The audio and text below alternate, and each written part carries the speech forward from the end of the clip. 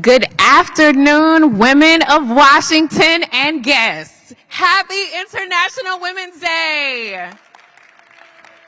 Yes, the day has finally come. On behalf of our amazing mayor, Muriel Bowser, welcome to our 2022 International Women's Day celebration.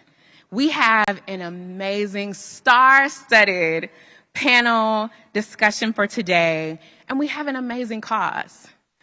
International Women's Day theme by the United Nations this year is Gender Equality Today for a Sustainable Tomorrow.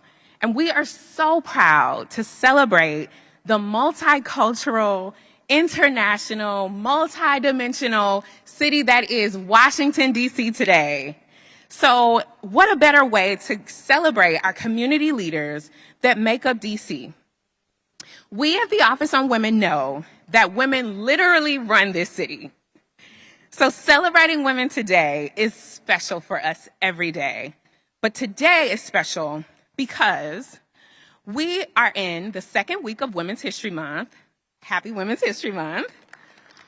And along with our history-making mayor, many women, including the women we will hear from today, are everyday history makers. They're trailblazers. They're glass ceiling breakers. And they are generation builders of change for today and for our future. We know that today, on International Women's Day, our hearts and minds are with women across the globe that are facing health crisis and conflict. We know that the challenges for communities often have a disproportionate impact on women and girls. And we know that we need to not only celebrate women, but to elevate the important inequities that exist for women, such as the gender pay gap, equitable access to health and reproductive health care, and so many important elements that make women thrive across the globe. And that's why we're proud to live in a city where our mayor and our city leadership invest in programs like our wage negotiation programs for women, training on safety and domestic violence prevention, and support for survivors, and programs like today's Conversations with Women Who Lead, to share the stories of everyday history makers. We have to continue to persist and inspire awe through careers of excellence and personal resilience. And I'm so honored today on International Women's Day that the District of Columbia is leading. We were recently honored, and I'm so happy to share that we were honored by the Carter Center's International Inform Women Transform Lives campaign, and were selected among 12 global cities leading in resources and programs for women. Washington was the only U.S. city selected, and we look forward to continuing to lead and to inform women to transform our community. I now have the honor of introducing the Secretary of State of the District of Columbia. What an honor on International Women's Day. Secretary Kimberly Bassett was appointed to serve as the Secretary of the District of Columbia on December 11, 2018. In her role as Secretary, she is the custodian of the seal of the District of Columbia, and she manages the city's ceremonial, government documents, notary, and international and diplomatic activities. She is the former director of the Mayor's Office on Women's Policy and Initiatives, and we are so honored to have her today to present the International Women's Day Proclamation on behalf of Mayor Bowser. Madam Secretary.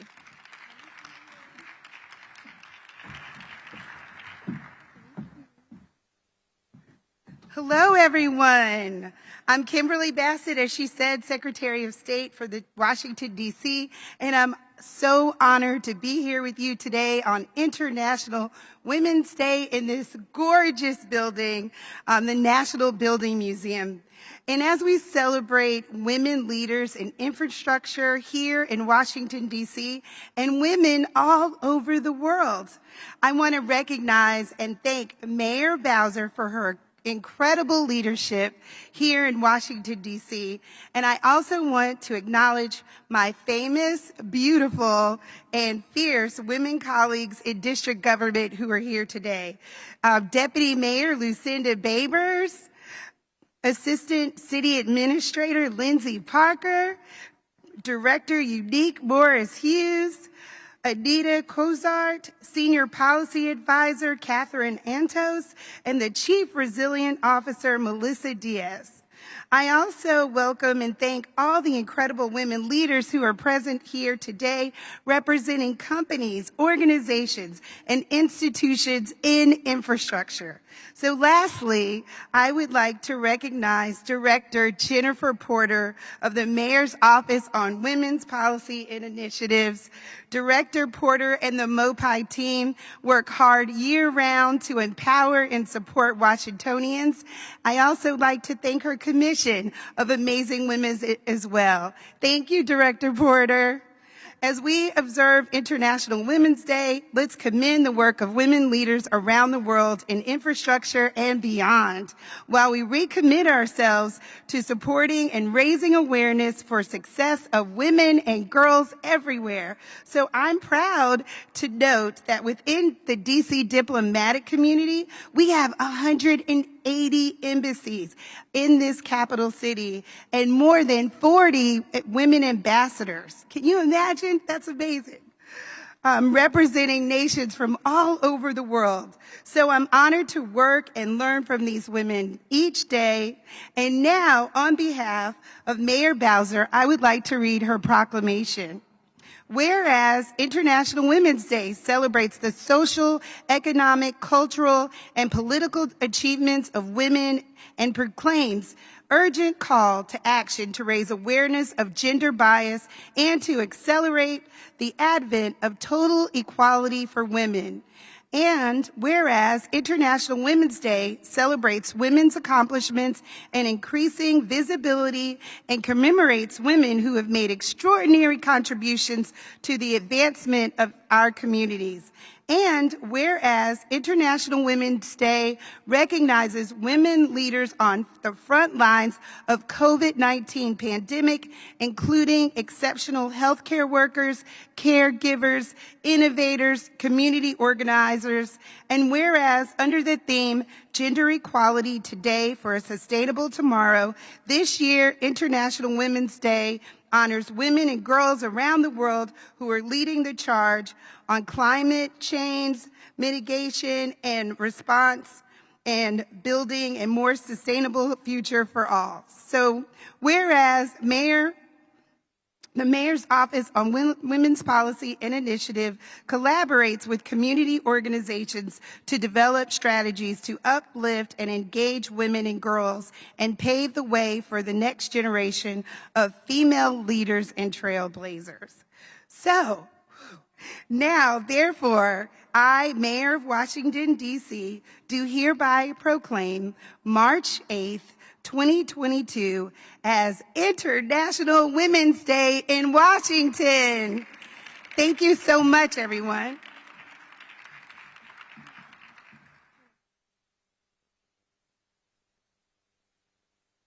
Thank you very much. Round of applause for our Secretary of State. Thank you, Madam Secretary, and what a beautiful proclamation. So, as you already see, DC is full of amazing women leaders, both in and out of our government, and we're really, really proud to be hosted here. As you can see, this beautiful backdrop that is also a part of our conversation, led by an amazing woman. We're so excited and grateful for our partners here at the National Building Museum. And we're proud because our commissioners and women who advise our office when we were curating this series, we were so proud to reach out to President Eileen and her team because we know in this conversation around infrastructure, there are women who are leading. And I'm so excited to introduce our next speaker and the moderator for our first panel, Deputy Mayor Lucinda Babers. Ladies and gentlemen, you all know through the past 2 years, government leaders and leaders in general have had exceptional challenges. They have been performing at the height of their profession. And each of them have faced challenges that, quite honestly, our professional training could not foresee. And I am so proud that our female woman deputy mayor Babers, has been at the forefront of cutting-edge innovation, leadership, and has been a personal example to me of what true leadership is. I had a conversation with someone around what is it like working in leadership in government during this time, and I shared I am literally in a master class for leadership through these past 2 years. And I'm so proud to introduce Lucinda Babers, the Deputy Mayor of Infrastructure for the District of Columbia. Can we give a round of applause for our Deputy Mayor?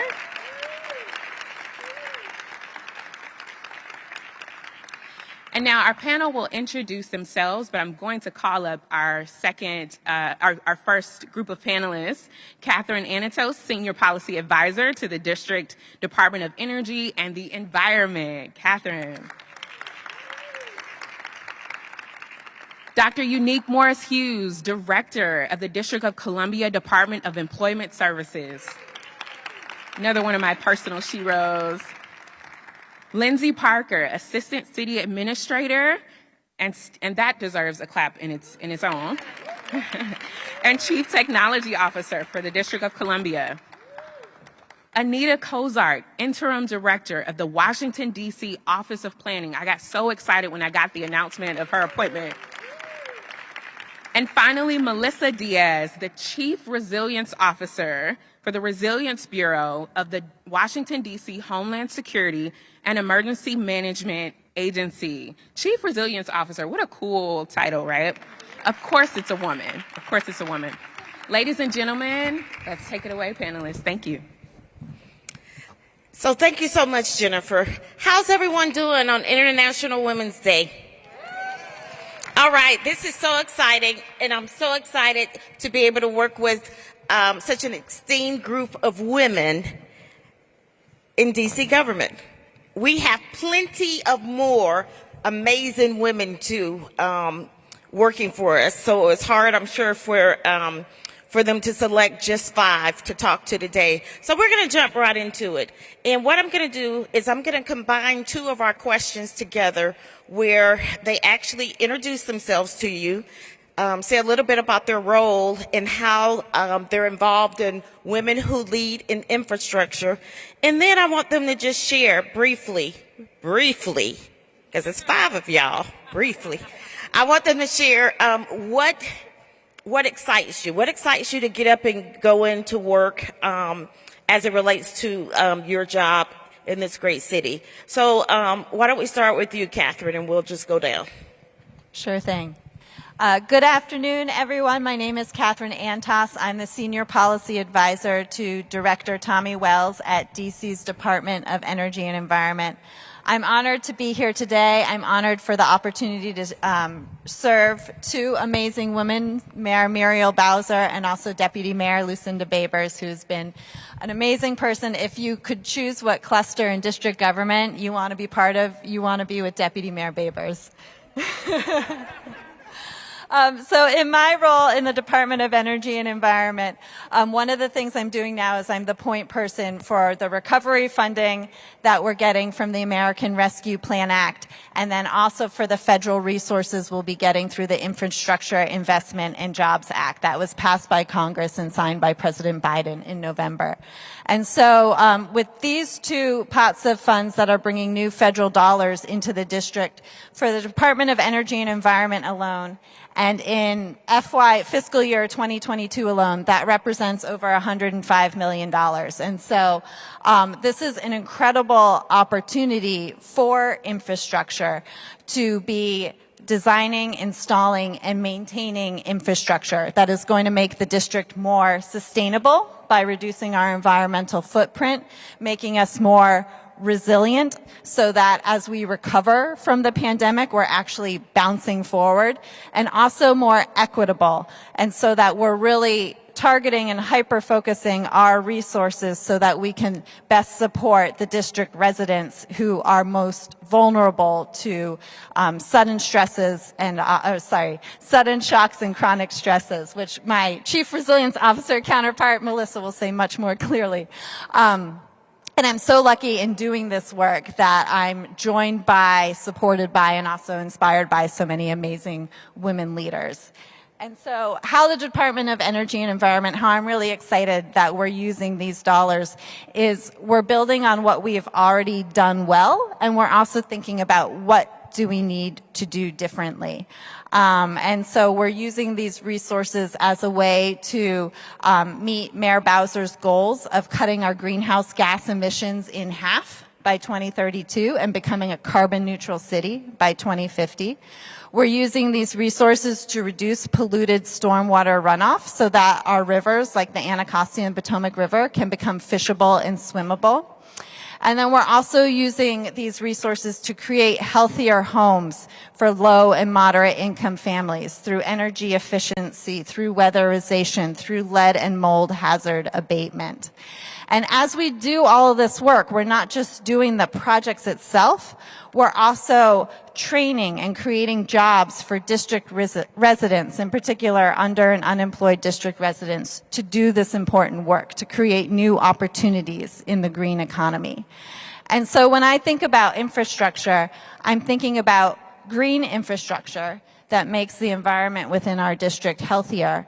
And I'm also thinking about human infrastructure, about how we center people in all of this work, and how do we make sure that the benefits of the work that we do are supporting district residents, and in particular district residents that are the most vulnerable. Because as we've seen in the past 2 years, there are inequities that have disproportionately harmed district residents, and in ways that are results of past policies, past programs, past institutions. And so as we see these new dollars coming in, being very intentional to make sure that we are providing support and building new opportunities in a way that support vulnerable district residents, so that as new shocks and stresses come forward, such as that posed by climate change, we are in a better, a more sustainable, and a more resilient place to take that on. So that's what gets me really excited, and I'm excited to do this work and be joined by so many other women leaders.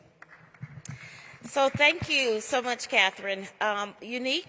Sure. So my name is Dr. Unique Morris Hughes, and I'm the director of the DC Department of Employment Services. And not only do I have the privilege of serving really my shero, Mayor Muriel Bowser, but I'm also one of 3 African-American women that hold the role in this country of either state secretary or commissioner of labor. And so I'm reminded each day how big of a job that is and how big of a responsibility that is. Most folks know me recently for unemployment insurance, but the truth of the matter is that I do so much more. And the agency that I'm responsible for has this really important job of connecting DC residents to career opportunities that have the ability to change the trajectory not only of their life, but generations to follow. We also are tasked with keeping DC workers safe, and we also have this little tiny program you probably have heard of. It's the Marion Berry Summer Youth Employment Program, which is for many young people their first introduction to work. What gets me, well, before I say what gets me up in the morning, I have to tell you that us on this panel have the opportunity to work for such a visionary leader like our mayor.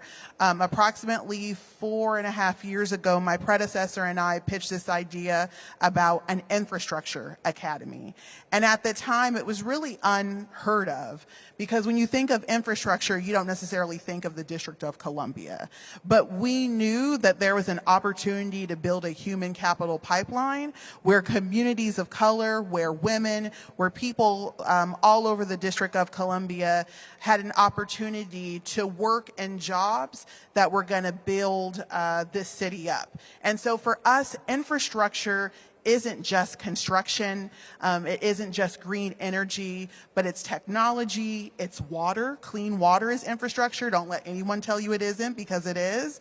But infrastructure is so many things. And if it wasn't for really a visionary leader that trusted my predecessor and I to build what we know now as the DC Infrastructure Academy, I probably would not have been invited to sit here in front of you today to talk about infrastructure. So I wanted to make that note and thank the mayor in her absence today.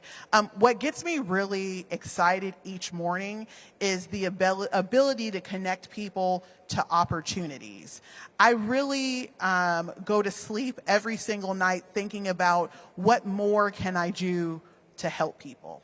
I just know that when you have an opportunity for a family-sustaining wage career, that you have the ability to change the trajectory of your life. And so I'm honored every day to roll my sleeves up, get my hands dirty, lead an amazing team that also is very dedicated to the same mission that will hopefully change people's life and empower people to find a career that will change their life. So that's what gets me excited, and thank you so much for having me here today.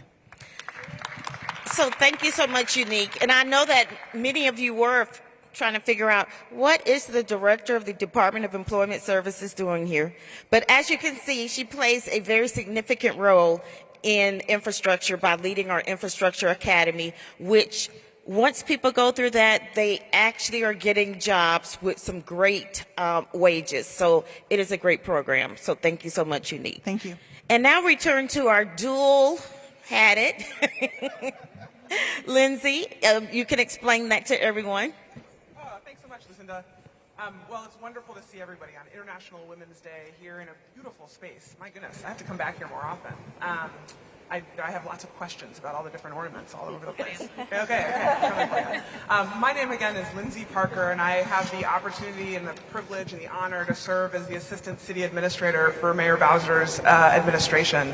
I also get to serve as the Chief Technology Officer. And actually, to Unique's point about our mayor's bold vision, and it's because of that I'm serving in both of these roles. What we learned over the past 2 years that have been devastating to so many, and so many communities and friends and family members that we all know, is that we saw an issue with making sure that we were able to connect. Maybe our grandparents didn't have the ability to get online. Maybe some of our neighbors weren't able to find the resources that they needed during sort of those darker days of the pandemic.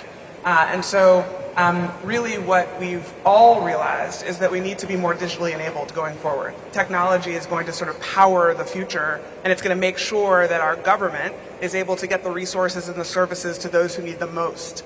And so I really appreciate the mayor's kind of vision on this. Is we need to make sure that our government is becoming even more technology enabled. And so I'm now sitting in a role where I'm bringing my expertise from the Office of the Chief Technology Officer to a internal services support, where our procurement team, our people team, our HR team, our facilities team, among others, we're working together to really think about that next generation of government and how we're going to get there and make sure that we're even more digitally enabled.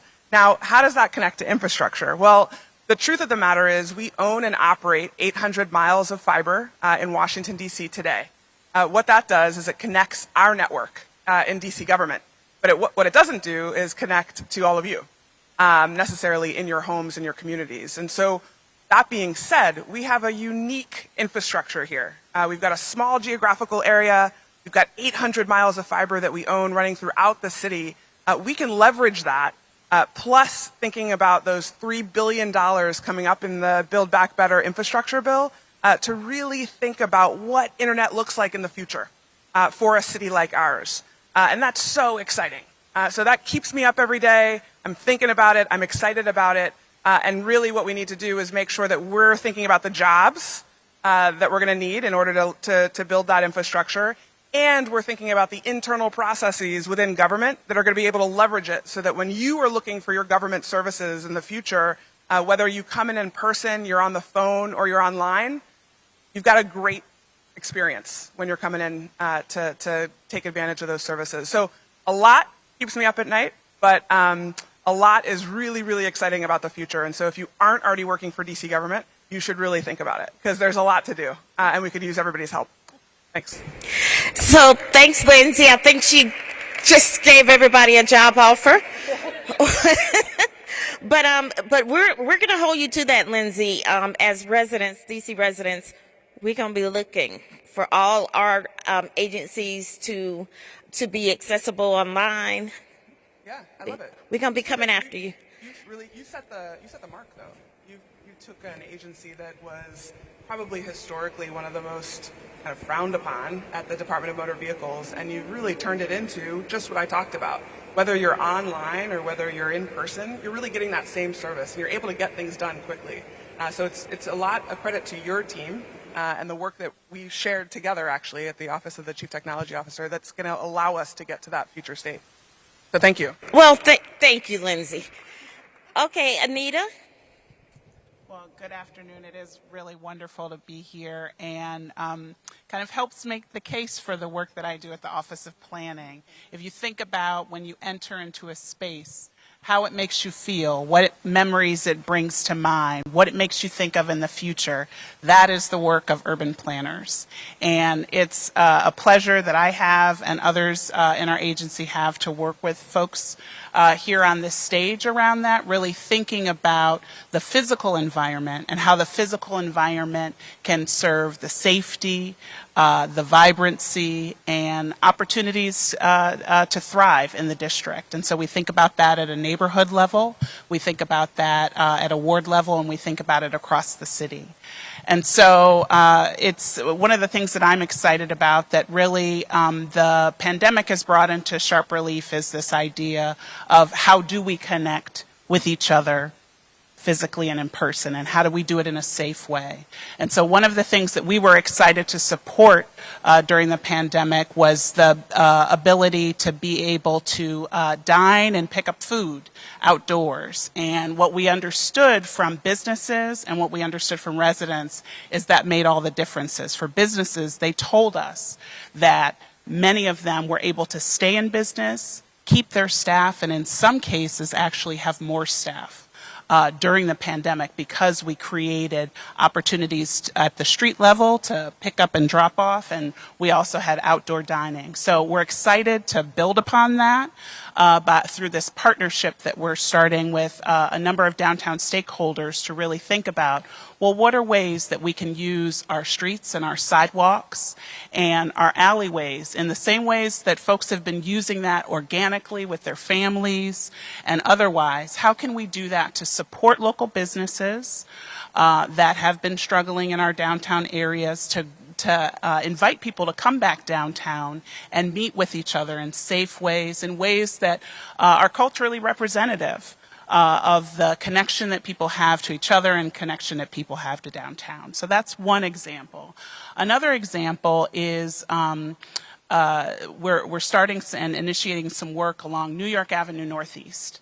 And so many of you all, if you close your eyes and you think about New York Avenue, you may be thinking about, that's the way that I get out to Route 50, or that's the way I come into the district, and there's commuter traffic, but there's also truck traffic.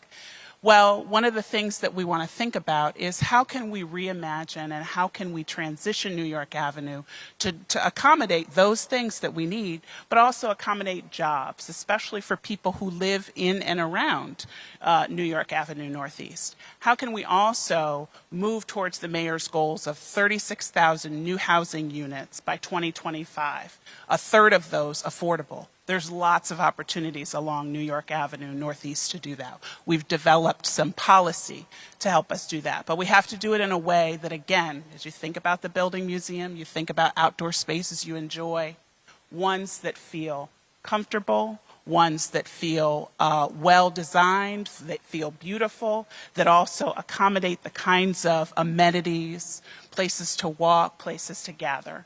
and accommodate the kinds of resiliency that we want to think about. Because one of the other pieces is around urban heat islands and other shocks and stressors that Melissa will talk about. How do we use design to not only engage people, but protect vulnerable folks and also create a more vibrant district? So those are a couple of things that I'm really excited about. So thank you, Anita. And Anita probably has one of the most difficult jobs of anybody sitting up here, because as you heard, as a urban planner and in charge of the agency, she has to take everything that all the rest of us do on this stage, and she has to integrate it together, and she has to be forward thinking. And so I'm glad it's you, Anita, that is doing that. And I'm glad I have good partners. So thank you. Now we're going to hear from Melissa. Hello, everyone. I am so humbled to be on this panel of amazing women. My name is Melissa Diaz. I am the Chief Resilience Officer for the District of Columbia, and that is housed at the Homeland Security and Emergency Management Agency. So I'll thank my fellow panelists for helping introduce a little bit of what I do. But I basically think about two sets of risks. So as mentioned before, shocks. Those are your acute disasters, the things that you kind of think about when you think about disasters: flooding, heat waves, a hurricane. It also includes some of the things that you might not think of an emergency management agency thinking about, like an economic disruption or a global pandemic. And then we also think about stressors. So, those are your slow-moving, slow-burning disasters: poverty, health disparities, crumbling infrastructure. And all of those things make it so much harder for us to deal with the shocks when they happen. If you don't have a safe place to live, if you don't have job security, if you don't have good internet connection, when a shock happens, you're going to feel it so much more than if you have all of those resources.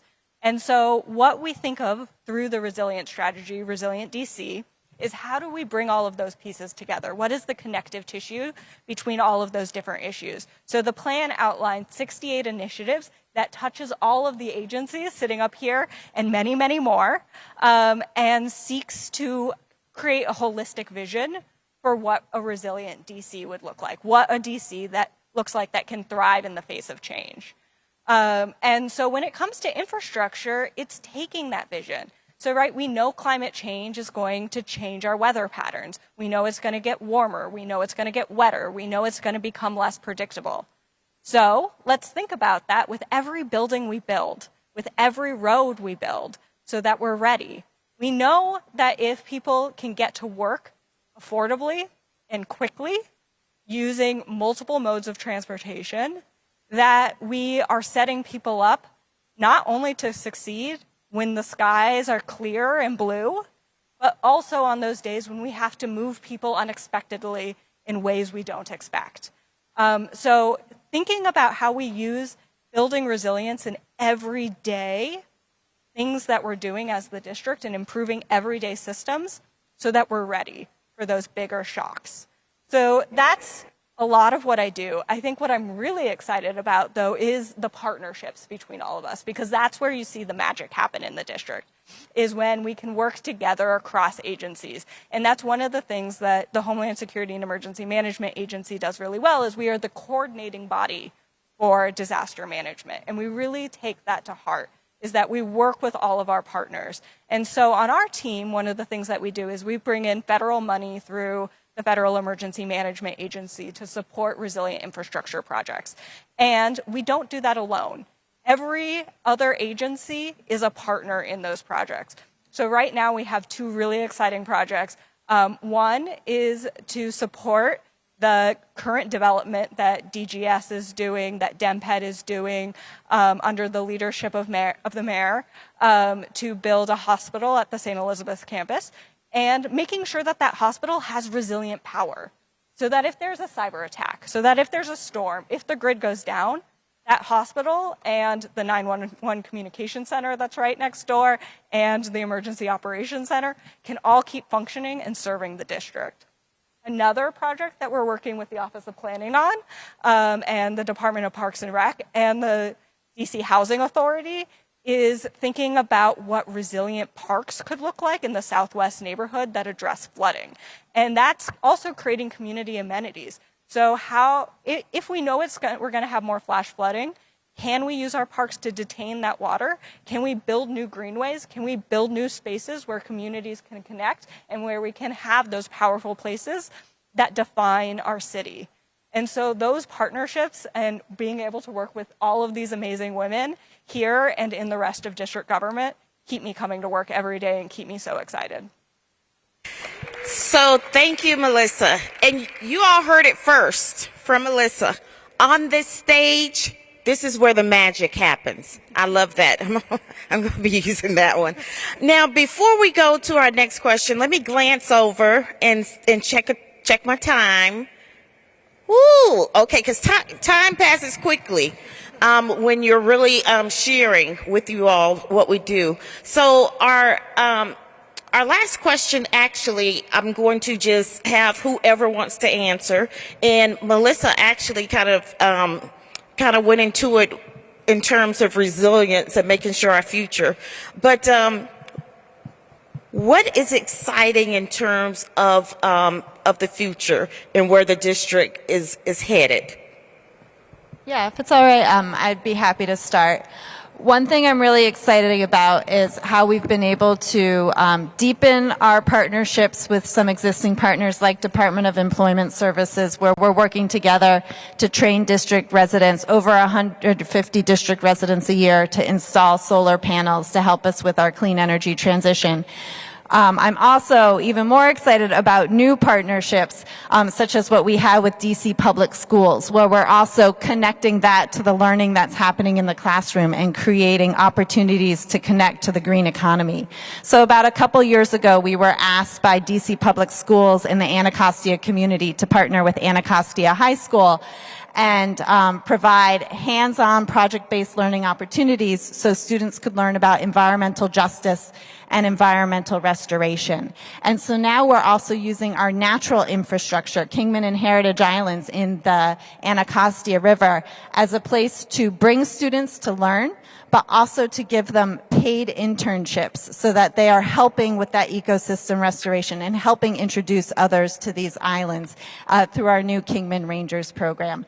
And so that type of work, where you're bringing new people into the green economy and changing lives and helping a new generation do this important work, that's going to last so much longer than the Infrastructure Act dollars or the American Rescue Plan Act dollars. And that kind of new partnership and opportunity to work with our young people in the district is one of the most exciting things about my job. Thank you.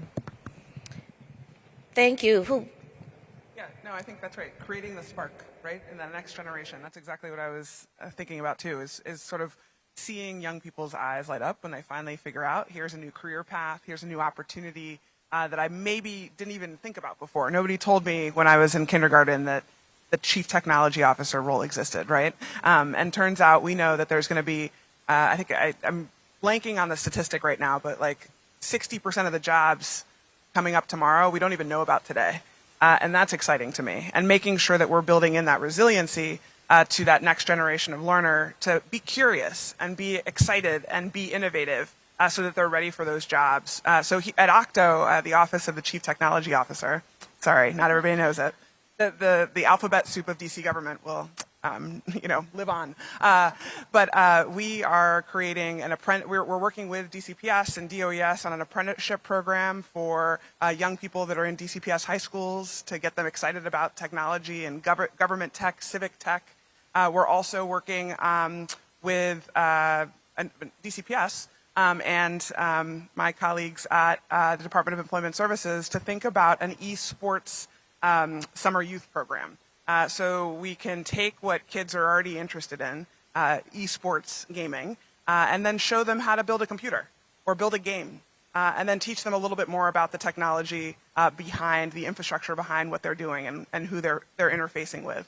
Maybe to, again, create that spark for that next generation to come in and work at Octo. Now, Lucinda pointed out that I offered everybody a job. So You're welcome to come to March 16th. We have a virtual career fair.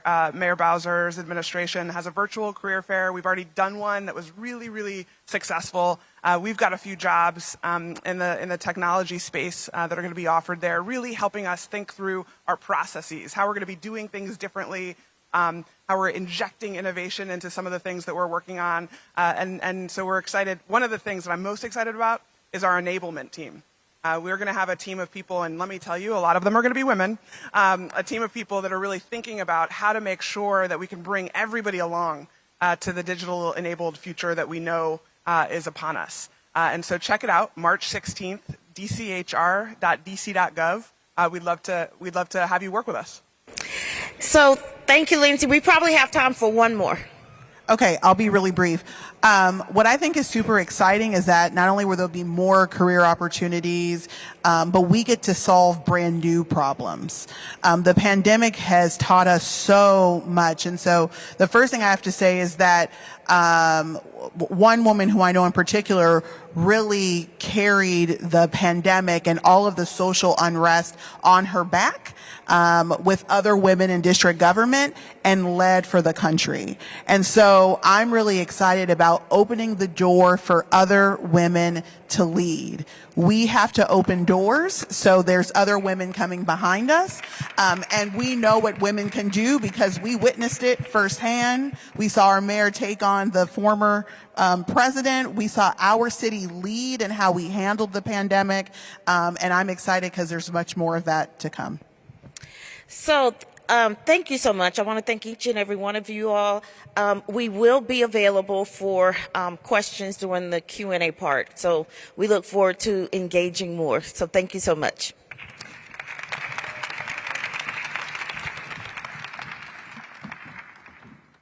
What an amazing, amazing DC story. Let's give another round of applause for our outstanding moderator and our great panelists. These women are local government leaders, government servants, and they're amazing women. And I happen to have the honor to call them colleagues and many of them friends. And so thank you for being here, and thank you for also sharing your personal stories. Now, let's get into the second panel. I'm so excited to introduce these power women who will talk, going to delve deep into their stories and their experience. They are phenomenal leaders, and I can't wait for us to hear from them. So first, we'll welcome up our moderator for our second panel. And as they prepare, we just want to thank everyone who's joining us from social media at Mayor Bowser and joining us, tuning in on Channel 17. Thank you for joining us, and happy International Women's Day to everyone.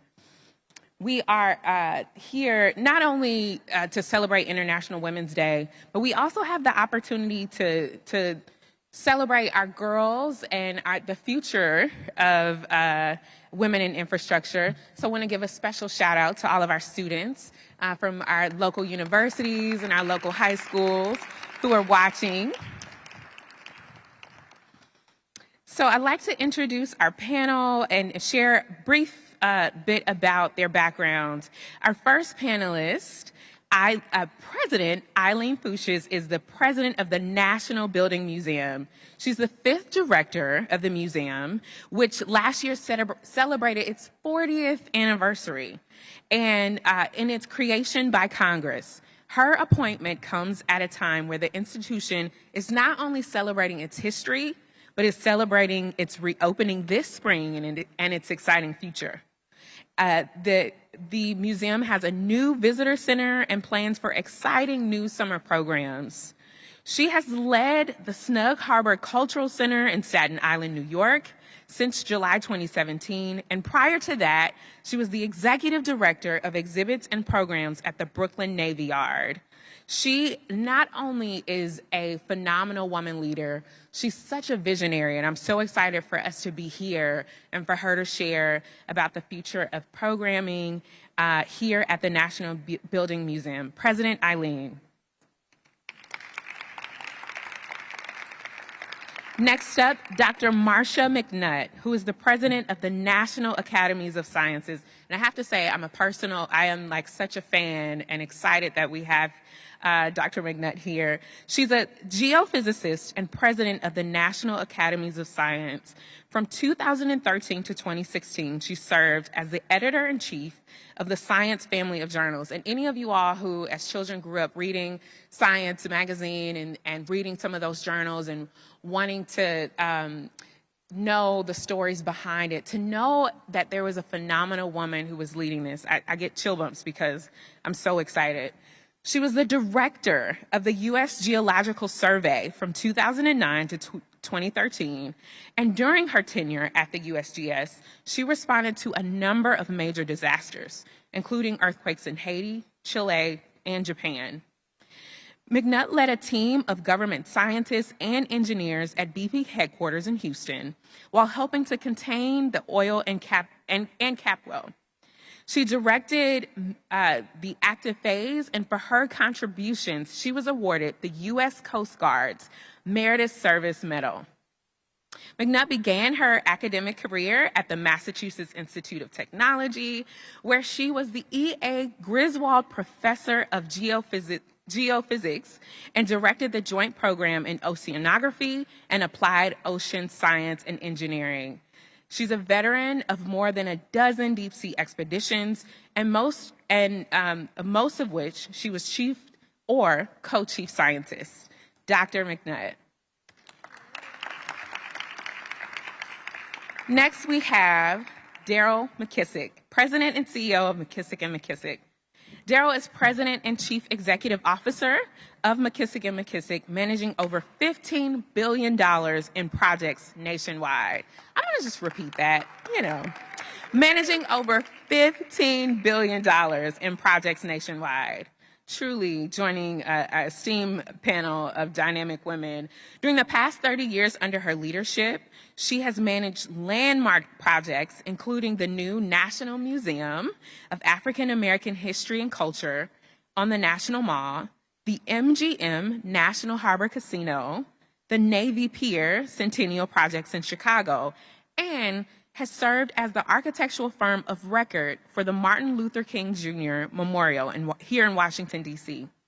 As a licensed professional engineer and registered project management professional, she's a part of the 5th generation of her family to work in design and construction.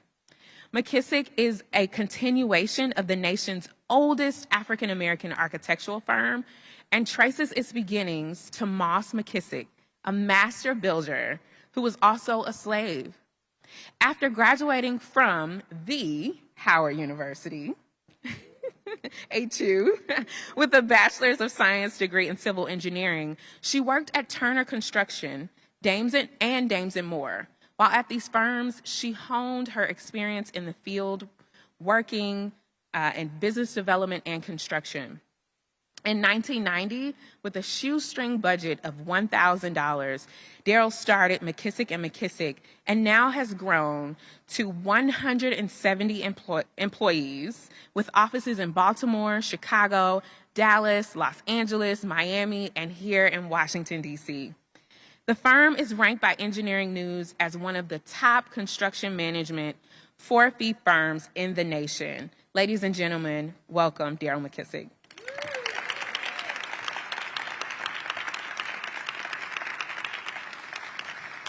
And last but not least, Donna Cooper, PEPCO Regional President. As a primary executive responsible for engaging in stakeholder relations with state and local officials, she is a community leader, a business leader, and a nonprofit maven. The PEPCO region Donna plays a critical role in, shapes policy, and manages issues that deliver value to customers and key stakeholders. PEPCO, as an electric utility serving company in Washington, D.C. and suburban Maryland, is a subsidiary of PEPCO Holdings. Based in Washington, D.C., it employs more than 4,600 people, owning more than $21 billion in assets, and generates approximately $4.8 billion annually. So I'm going to repeat that as well. I'm a metrics person. But this is a woman who under her leadership is generating approximately $4.8 billion in annual revenue. Again, power women. Pepco serves 2 million customers as the parent company of Pepco, Delmarva Power, and an electric and gas utility serving Delaware and the rest of the Delmarva Peninsula. So ladies and gentlemen, we have an amazing panel, and our moderator, I'm so proud to call not only a fellow daughter of Howard University, but an esteemed leader. As of 2 weeks ago? How long ago, your appointment? 2 weeks ago, was recently appointed as the Associate Provost of Howard University. Not only, yes, yes, that is absolutely. Dr. Jones is an engineer, she is a professor, she is an academic leader, and she'll be moderating today. And also, I hope that she shares part of her personal story as well. So without further ado, our second panel, and we'll talk about women leaders in infrastructure. Take it away, ladies. Thank you so much for the opportunity to be here and to sit on stage with these fantastic presidents. They are all leading fantastic institutions that are so important to our country, our infrastructure. And so I will not take up our little time in chatting, but we do have a list of questions. The second panel will be a little bit more free-flowing. So what we'll do is there are a series of questions which I think you've seen before, but if not, I will prompt you. And I'll ask some questions, and I will just let you jump in and answer the ones you feel touched your heart or you want to share with everyone. So without further ado, I will just throw out one. Just if you want to answer, just lift your mic and answer it. So one, I want to say as the presence of women becomes more common in the building, engineering, and construction industries, what do you think are some stigmas that are now being put to rest? Well, when I started my company 30 years ago, of course, there was a lot more stigma. And, I've been thinking recently about the why. Why did I start my company? And it wasn't to be rich. It wasn't to be famous. It wasn't any of that. I wanted to be trusted as a Black woman in this industry. And that was not the case when I started my business, of course. I had worked for majority companies where I was overlooked, I was underestimated, I got a lot of bad verdicts, and that even continued when I started my business. And so my business truly for me started and was a calling, because you would not do this unless it was a calling, with all the barriers that I had to go through. I'm excited today because I feel that we have been able to burst through those barriers and prove that you can be women in a male-dominated field and succeed and provide excellence like our male counterparts. And what we need right now are more people, more women particularly, in our industry. I was recently on a call with Mitch Landrieu from, he's heading up the infrastructure bill, and I'm starting a new organization with some of my colleagues that run major firms in this country in the AEC industry to eradicate racism and sexism in our industry, because it's just gone on way too long. What was exciting, am I talking too long? I'm sorry. This is good. What I told Mitch Landrieu was that we have seen these bills in the past. I'm older than a lot of people in this room, so I have seen these bills come and pass. But a swath of Americans have been left out. And this is a prime opportunity for them to include and bring those people along. It's a time where we can get rid of this gap, tighten this gap between blacks and whites and women and men. Our industry employs 13 million people. We spend trillions of dollars a year. We're 9% of America's labor force. So if anybody can change the resiliency, as we heard earlier, of our country, it is my industry. But we have been the worst discriminators that I can think of, and I have lived it.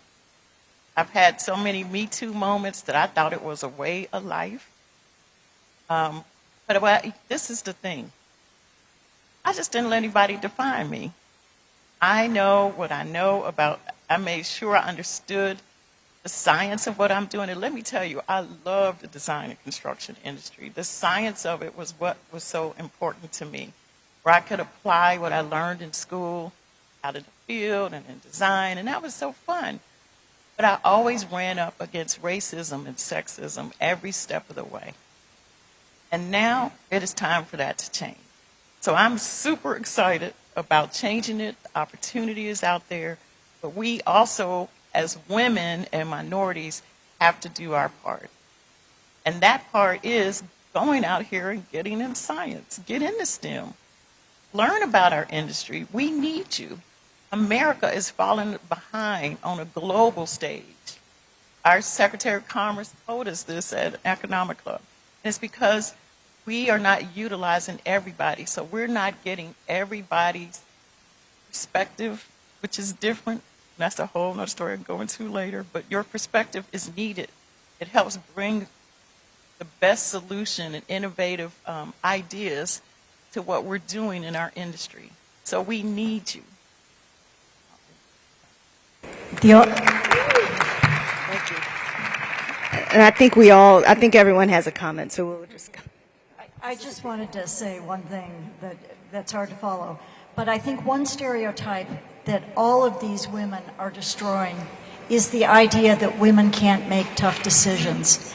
After all, women have been making hard decisions forever. How to put food on your table, how to make sure your kids are getting the education they need, how to make sure that you are keeping yourself healthy and engaged as well. Women have always had to make hard decisions, and now they're just doing it on a much higher plane. And that's for the benefit of everyone, because my experience is that women are far more inclusive in how they come to those hard decisions. Yeah, I mean, I would just layer onto that quickly that if there's any stigma that I think is going to the wayside, it's that it's an emotionalness about women, and that emotionalness doesn't equal good leadership. And guess what? It does. We're learning about what it means to be vulnerable, which means to be not. You don't have to share everything about yourself all the time, but you have to be willing to be your whole self and allow others to be their whole selves, and then you can bring everybody to the table. Those qualities that were seen as weaknesses are now strengths in leadership. So nurture them. Just very briefly, when I was listening to the question as well as some of the responses, one of the things that really resonates with me is the importance of the data. Because in our society, and we can think back historically, there have always been elements of advocacy as it relates to equality for women, as it relates to African Americans, blacks, Hispanics. And we can follow that trajectory. And I always say that there are cycles, but the numbers do not lie. And so when I think about the panelists that were on this particular stage earlier, one of the things that we have to truly recognize is that the areas that we're in are not always indicative of the broader world. So when I think about the District of Columbia, we are very unique, and that's in a very positive way with the women who are truly leaders within this city. As well as when I think about my corporation, which is Pepco, we're making significant strides. But the reality is, even though you may see the faces that are being promoted that are changing, you have to peel back those particular layers and realistically make a determination. Are we seeing this truly across the board? Is it at particular levels? Are we creating, we talk about the ladder and the rung, which we have to realistically support those that are coming behind us. So we're not creating a situation where people who are in leadership right now are in leadership, but there is no trajectory behind us, and we're not creating those particular pathways. So it is going to be a consistent It has to be sustainable. What you just talked about, Daryl, as it relates to establishing the entity that you're establishing, to really eradicate it. It takes that type of collective will, consistency, collaboration, and interconnection. Thank you. Thank you so much. Wow, I think some of you, we have several questions, and I think all of you touched on one answer at one point or another in your response. So I'm going to try to choose one that may not. Here's one. What are some changes you think are needed in the industry as we move forward, as we think about the future, and not just, who we hire or how we hire, but just how we do our work? I'm a civil engineer by training, and we think about how traditionally we've done our work. What do we need to do differently moving forward? I can kick that off because we've got a really good example at the National Academies, and that is we have to get out of this disciplinary focus that you become a mechanical engineer and you deal with mechanics, or a chemical engineer and you deal with chemistry. The problems we have to solve today, climate change, infrastructure, inequality, are truly going to take a cross-disciplinary approach. And our technical future workforce has to be trained in a cross-disciplinary way of addressing problems so that they know how to work with people outside their field. One thing we found at the Academy through the Engineer Girl program we have is when girls look at becoming a computer scientist or an electrical engineer or whatever, it doesn't sound very exciting. When we say, do you want to come and solve problems on clean water? Or do you want to come and solve problems on clean energy? Then they get really excited and really motivated. Thank you. So that is so great because women multitask so well.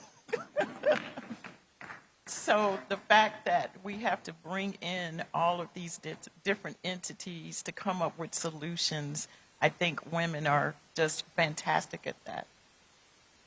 And I agree, we do need to make it not so scary. And it starts all the way back in kindergarten. I remember when maybe first or second grade, when you're learning the fundamentals of math. And I remember I have a daughter who's now 18 who was afraid of math. And I started, as a mother, looking at her saying, you need a tutor because you're not saying your facts fast enough. And the teacher's like, but she's saying them, she's got it memorized. I said, no, it's not fast enough for me. Because the faster she can say those facts, the math facts, the faster she can solve a solution later on in life. And she will have the confidence to continue in math and science. Because you start falling behind when you don't know your math facts, and then you pile on that math equations and scientific equations, you get scared and you just go on and do something else. And so I think we could do more in the educational system to make women feel more confident about being engineers. I wanted to go in a different direction just a little bit. I think it's important for individuals and young women to understand the diversity of opportunities within our area. So when I say that, with the utility, people immediately think of people on poles, underground infrastructure, engineers, and that's a reality. But at the same time, we have accountants, we have attorneys, we have corporate communications, we have economists. We have a COO of our corporation at the PHI level who is heading engineers. She's not an engineer. We have to learn about transferable skills and how you really be able to move those particular learnings that you do have into other areas. I think as women, we place a whole lot of burden on ourselves. And you used a term that I want to apply here in terms of confidence. Confidence is so key. And this is not to hit on men at all. But the reality is, I've seen so many men come into rooms who don't have the experience or the background, but they claim that space. And you would think that they have degrees and backgrounds that they do not. How do we realistically get beyond that and have confidence in ourselves as well as build others up also? So it's understanding the diversity, the transferable skills that are necessary in order for us to move in other directions, that they are not those limitations. So for me, the challenge is exposing our younger ladies to the opportunities that exist, the diversity, not holding ourselves so accountable to a degree that we actually hold ourselves back. And the criticality of us being champions for those individuals that come into our arena. Too many people will come into your areas, and it is a diverse environment, but is it an inclusive environment? And they will end up leaving because it's not an inclusive environment. So what are those things practically that we can do collectively to ensure that people are brought in, that they are supported, championed, and are truly promoted? Because they're going to analyze and look at what's happening within that organization. And if it's not the positive, they will be moving on to other areas. Thank you. Amen. And I'll jump on Donna's point also about diversity of career. I run a museum. You know, I have female curators who do these shows. So there are so many opportunities to talk about the importance of infrastructure and in so many different ways. But I also will add to your question about what can the industry do? What can many industries do as leaders up here? We can champion policies and culture that allow for more people to enter and stay in the workforce. We can have maternity and paternity policies. We can have flexible work. It's the reality. It has to happen. And we've all seen too many women derailed by not having that, you know, and it's something I think that we're all moving in a positive direction on, but I think it's really important. Thank you so much for those answers. And I will say also, as an educator, as someone who for 25 years, I've been in academia trying to inspire young African American engineers to go on and do that thing. It is so important that we take the message that, you know, no one else defines what you do.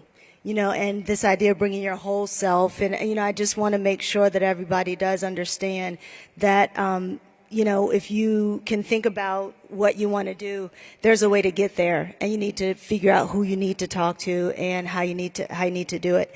That leads into, I think, what may be our last question, because we may be running out of time. And that is, I want you to think about what advice would you give? I bet I think this is live streamed, so there may be young people watching who may be curious about your career and how you got there and what could they do and just what your past has been. So can you take a few minutes to think about what kind of advice would you give to a young woman or a young girl who's thinking about entering the industry? And part two, is there anything you would have done differently if you could go back to your younger self? I'll jump in quick and first, which is do not be afraid of what you don't know. And that picks up on something that Donna said earlier also. There's actual research that shows that, and I hate to generalize, but let's do it for a second, that some men a man is more apt to see a job description with things that he's never done before and feel qualified and ready for it, whereas a woman does not feel ready for it. You are ready. And in every major career transition I've had, if you had told me what was going to happen in that first year, I'd be like, I can't do that. And I did. And you will learn. Do not underestimate how much you will learn on the job. And as an employer, I have many, many times not chosen the more traditionally qualified person in favor of the person who showed more curiosity to learn. So that's advice I would impart to you. Thanks. So my one piece of advice is to have confidence in yourself. If you don't have confidence in yourself, you can't expect someone else to. And there will be people who will tell you that you don't belong, that you aren't qualified, that you aren't good enough. But if you have confidence in yourself, you will make it. So start there. And I'd also just like to say as a closing comment, my organization is just across the street that way. We have 100 new positions open. We could hire all of you. So please, look on your website, come and put in an application. We want you all. So to add to confidence, I feel that everybody comes here with a unique purpose. And in order to have true confidence, you need to know your purpose in life. And that comes from, of course, a inner search of who you are. And when you find that person, you're going to excel in everything you do.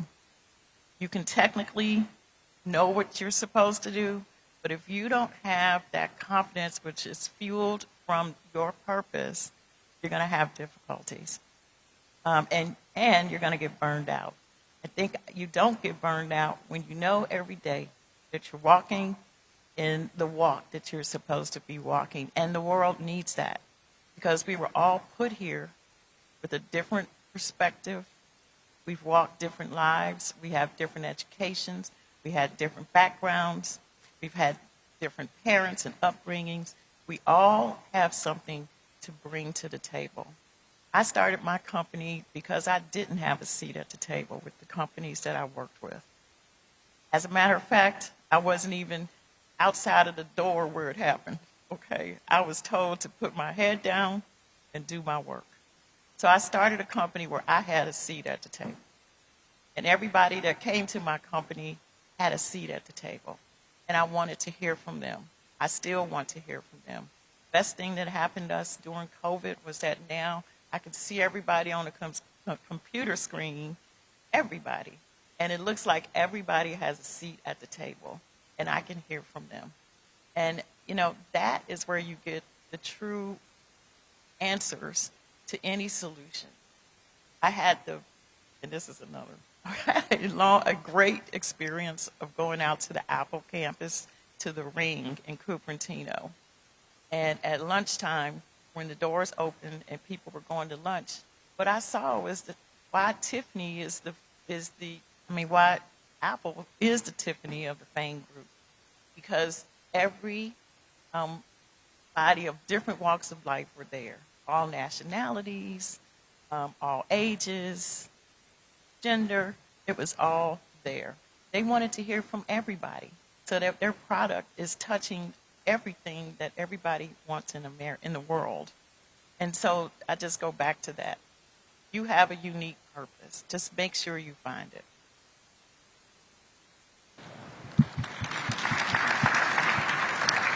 In closing, number one, I would say being an advocate for yourself, because everyone is not going to advocate for you. Number two, a concept that came up consistently today was resiliency. You have to be resilient. You are going to really confront challenges. That's a reality. But it's about perseverance. It's about learning from your mistakes as well, but not repeating them. It's also very critical that you have integrity, because that is so critical to everyone's fabric.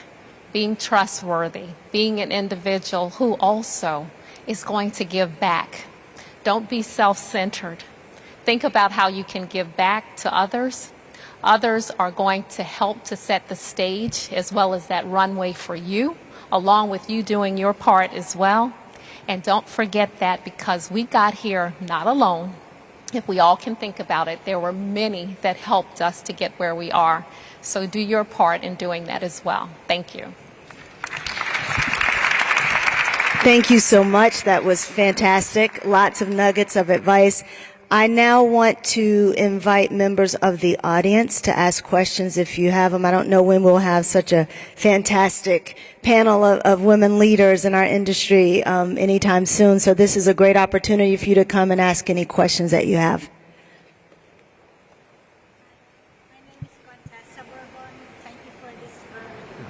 I think, wait 1 second. I think someone has a microphone for you. Oh, can you step over to the mic? Thank you.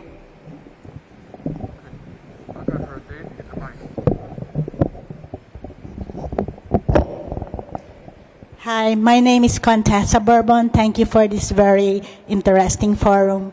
I'd like to ask the panelists, how do you suggest to government or to city governments to support more students to go into STEM study?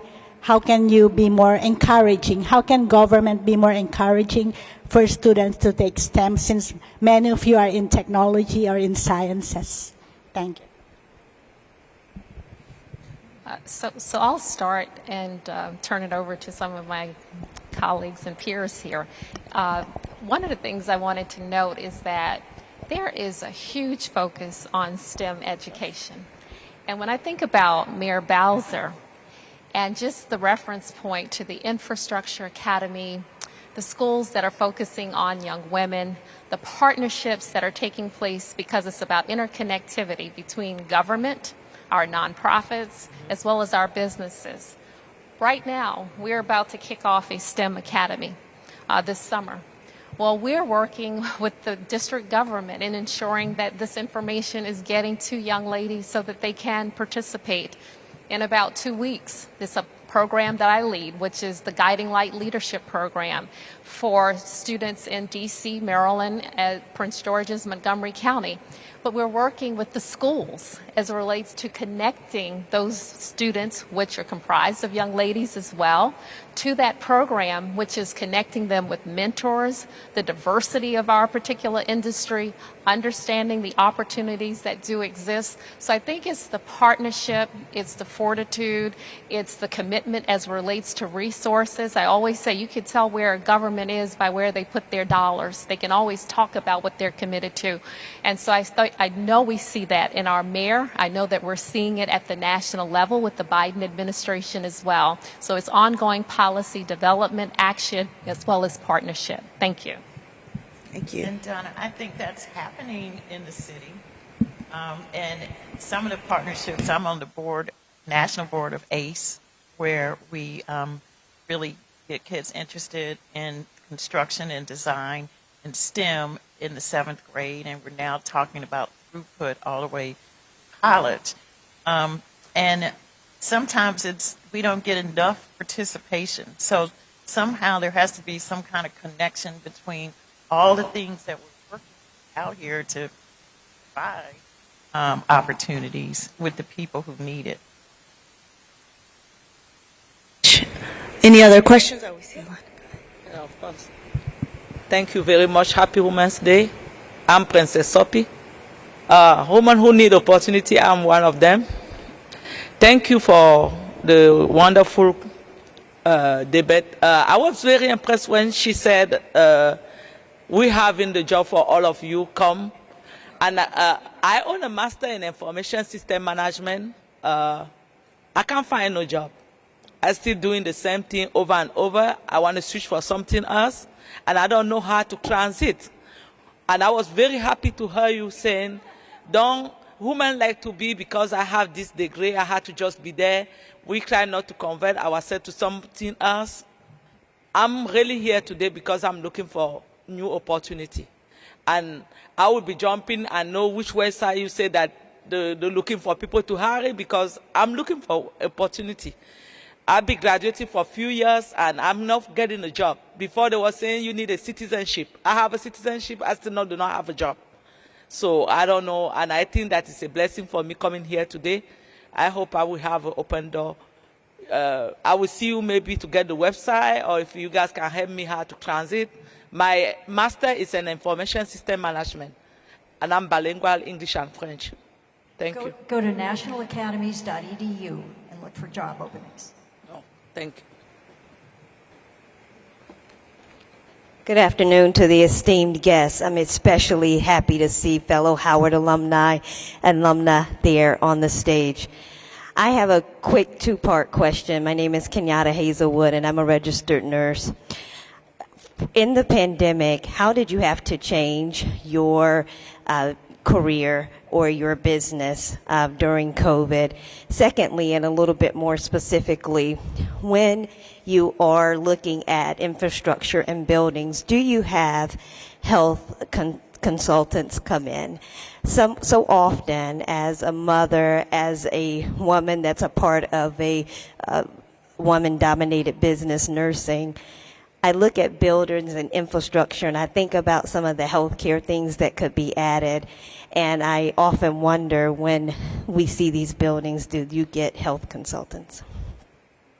I'd love to pick up on the second part of your question from the perspective of, at the National Building Museum, where our stakeholders and our members and our deep across the country of architects, developers, planners. And so this conversation, this topic of healthy buildings is top of mind for so many people. And there's I think it creates a great point about what today is. It creates total new opportunities for new careers that talk about the careers of tomorrow. I don't think there's going to be building projects in the future where there aren't public health consultants of many different levels. And so I think it's a really important topic that you bring up, and it's really exciting about what we have to think about for the future as climate is front and center across all building industries, as is public health, as is equity. We're in a time of triple crisis, and the building industries have a responsibility and opportunity. And I think that the opportunity to bring in diverse perspectives, especially around health, is immeasurable. I just wanted to say that. And I can pick up on your first question. Before the pandemic, if I had asked my staff at the National Academies, could we stop flying smart people all around the country to give good advice to the government?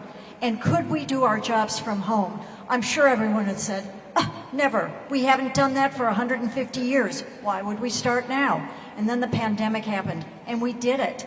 And what we did was we started getting our advice to the government faster. We had less wear and tear on all the smart people who had to advise us, and we cut our climate footprint by 90%. Awesome. That's fantastic. I can answer both of your questions in one. I believe that healthy people make healthy teams.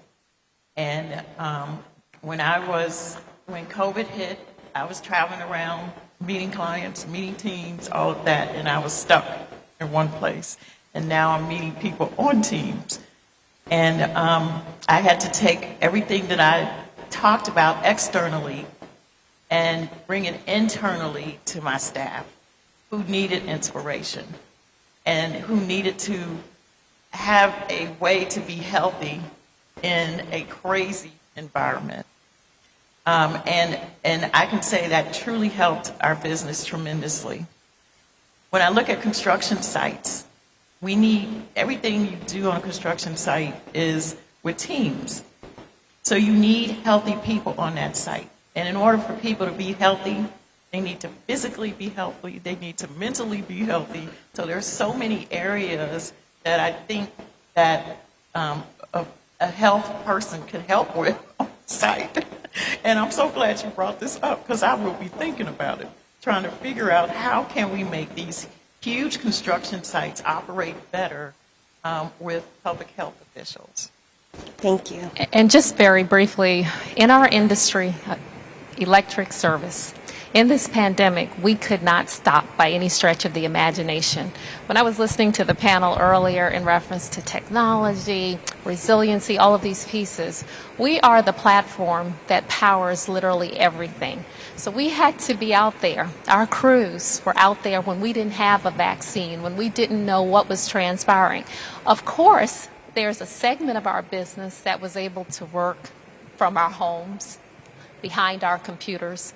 But the masses had to be out there every day in the field, continuing our projects, resiliency, being responsive. And safety in our industry is the #1 priority, which intersects with health. So health is so critical as it relates to our operations. And if you look at our particular model, there are consultants and opportunities within that respective area as well. So thank you. Thank you. Thank you all. So, hello everyone. So this is our last question, and then we are going to have Director Porter give closing remarks. Greetings and salutations. My name is Robert Vincent Branham, and my question is, over your experience, do you see a stigma or a backlash or resistance to men who step up and support and encourage women to step up and to lead? No. And no, definitely not. Men are so critical as allies in this process. When I say that, there's this concept when they used to talk about when you see something that's negative happening, you have to speak out. And men have a significant and awesome role as it relates to that. Something that happens to women sometimes, and has it happened to you? You're in a room, you're giving advisement, you're coming up with wonderful ideas, and everybody in the room is just kind of silent. All of a sudden, someone else comes forward. I hate to say this again, but men, they come forward and they bring the same particular issue forward.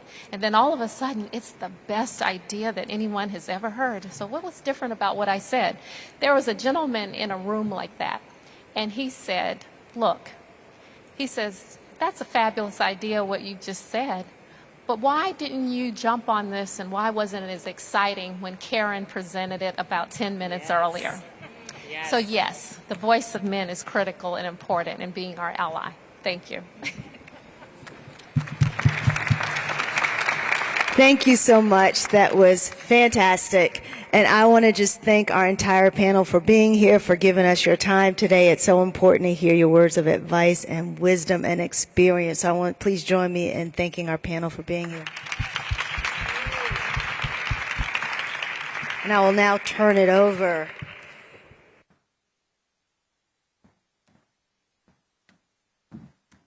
Thank you so much, panelists. Another round of applause. Awesome. And we had a few additional questions. Our panelists will be here for our guests in person to connect with them and to join them. I am so excited that we're able to curate this conversation and this space. This is not the end. This is just the beginning. So I want to invite each of you all to follow us at DC MoPI. That's at DC MOWPI. If you heard some great nuggets, if something tugged on your heart, go ahead and tweet and share and connect with us. And follow these amazing trailblazing women, because they're going places and they're continuing to inspire us. I have a few folks to acknowledge and to thank. I want to thank Ben de Guzman, the director of the Mayor's Office on Asian and Pacific Island Affairs, who is here. I also want to thank Alexis Squire, who is our Chief Service Officer and the Director of Serve DC, who is here. Thank you, Director, and happy International Women's Day. I want to thank Jackie Reyes, who is the Director of the Mayor's Office on Community Affairs. Thank you, Director, for your leadership. And again, my colleague and friend, our Secretary of State, Kimberly Bassett. And I want to take this special time to acknowledge our DC Commission for Women. And I see our chairwoman in the room, chairwoman, and all other commissioners who are here. Thank you for your leadership throughout the year as champions and ambassadors for women in the district. I want to thank our Mayor's Office on Cable, TV, Film, Media, and Entertainment, the amazing OTTFME team that is bringing you this. They work so hard to make sure that there's access to all of these programs, and they do it with such excellence. I mean, this is beautiful. I want to thank the Department of Parks and Recreation, our team who also supports our facilities management and making sure that we look so good all of the time. Thank you, DPR. And I also want to thank, and I want to invite President Eileen to come up really quickly for a quick presentation as I close. I want to thank our the Office of the Secretary and the ceremonial team. We are so honored in the District of Columbia to have an International Affairs and Office of the Secretary that manages our protocol and our special proclamations. So I want to thank their team for all that they do to celebrate our international community. Last but not least, and President Eileen, if you can join me on the stage, I want to acknowledge the power women behind Team MoPI, Alex Chambers and Brianna Battle. These amazing women are the eyes, the hands, the feet behind all that we see, and they have worked together in partnership with our DC Commission for Women to curate amazing women's programming all month long, really all year long, but we want you all to come. We've got some exciting things this month. And so I want to present the official proclamation that the Secretary presented earlier to President Eileen for the archive here at the National Building Museum. This building is so beautiful, and when we talked about, yes, when we talked about having the event and the venue be a part of this conversation, having a woman in leadership in this space that we consider a part of our DC landmark, we are so grateful. And so we would like to present as a gift, on behalf of Mayor Muriel Bowser, the International Women's Day Proclamation. So ladies and gentlemen, thank you so much for joining us. I want to thank my outstanding boss lady, shero, herstory maker, Muriel Bowser, and our phenomenal, for her leadership, thank you, and a special happy International Women's Day to you, Mayor. I love you. And thank you so much to our speakers for today. So that wraps our program, but not the conversation. Let's keep it going all month long. Join us and celebrate. Thank you so much.